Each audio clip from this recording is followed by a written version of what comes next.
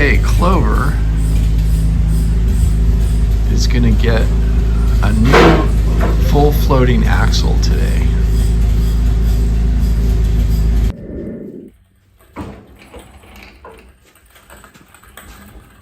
Look at that. Beauty.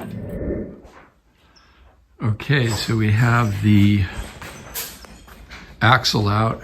The axle we just took out is a Dana 44 tapered axle with 10 spline, just like a stock Dana 44 that you'd find in a M38 or a CJ3A. And what we are replacing it with is a Dana 44. We put a locker in it and we converted it to full floating axle with a Dutchman chomoly flanged axle. So this has a Dana 44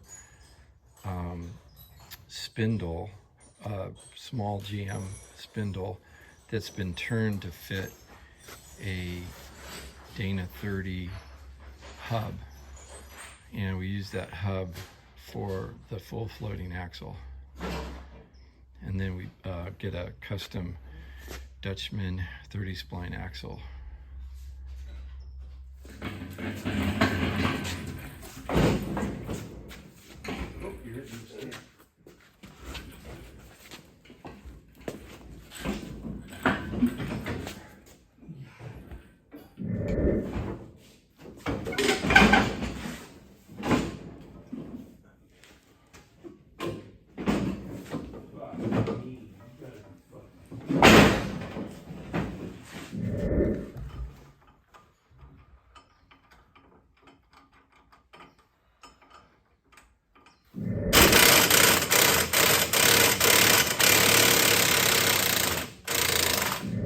We're not using the grade 5 one. Okay. There you go. So it gets a washer in here. Oh, in between. I don't think we need both, right? We just need Just that, a probably. lock thing. I don't know. What is the upper one just has? Just the nut. Okay, now tighten this one up. Yep.